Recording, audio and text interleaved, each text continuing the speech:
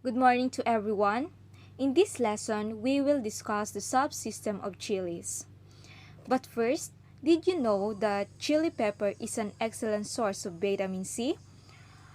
There are 143.7 milligrams of vitamin C in 100 grams of chili, in which it is essential for biosynthesis of collagen and proteins as well as for strengthened immunity. Input subsystem. Chili pepper prefer the soil that deep, rich, and loamy. Chili grow into small to medium-sized bushes from half a meter to 2 meters tall.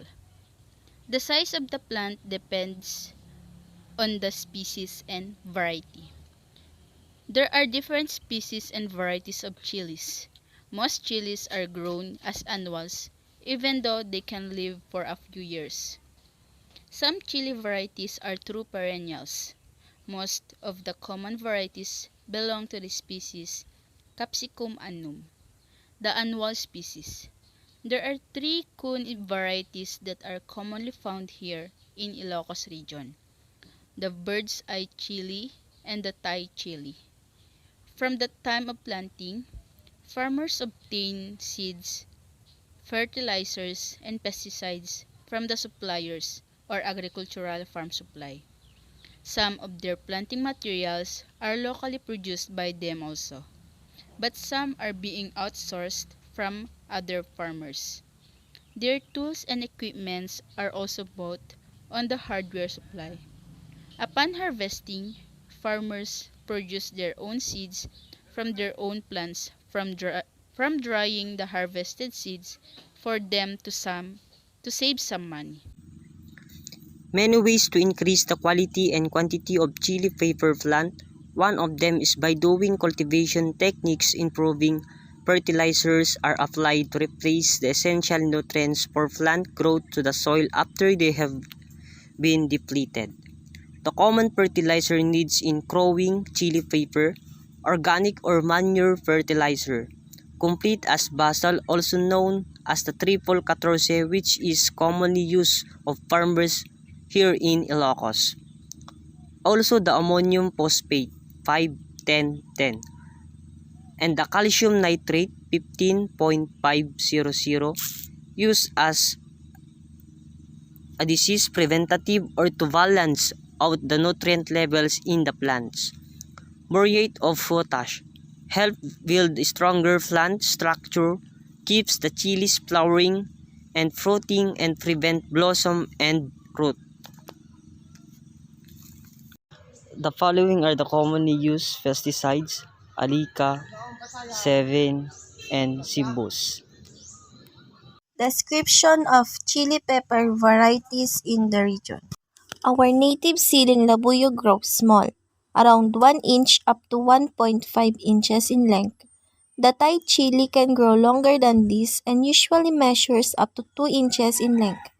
This is one of the reasons why it can be confused with the siling labuyo, since even the size is close to the other.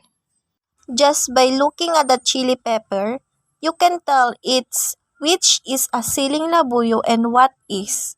That's because the Thai chili pepper is small but is long and narrow in shape with a pointed end. The siling labuyo is the opposite of this. It's small but it is short with a rounded tip. Siling labuyo and a Thai chili pepper are both green in color when their fruits are immature, and it turns red upon maturation. Siling labuyo fruit is pungent, ranking at 80,000 to 100,000 heat units in a Scoville scale, while the Thai chili pepper is about 50,000 to 100,000 Scoville units, which on a scale of hotness. The harvest time of siling labuyo is about 150 days, while the Thai chili is only around 130 days.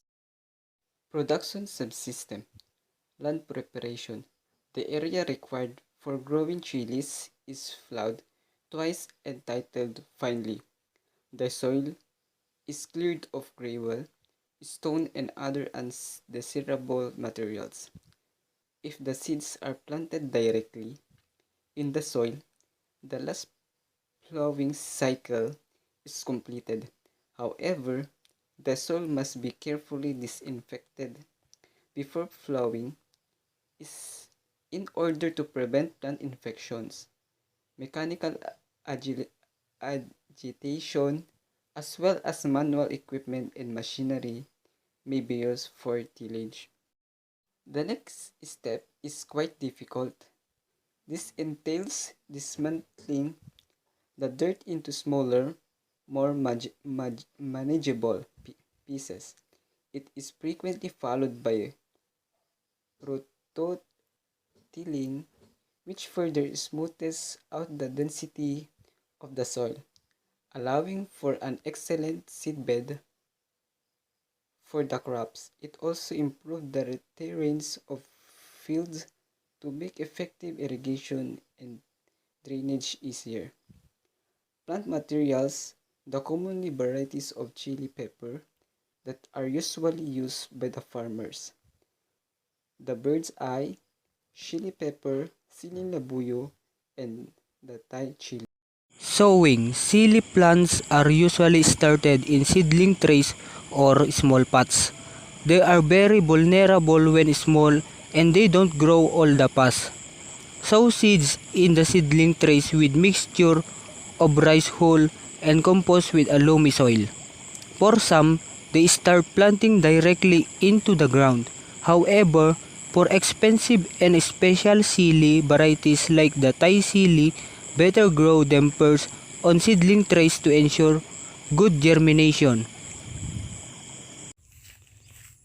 Mulching. Most farmers commonly use the black plastic for mulching.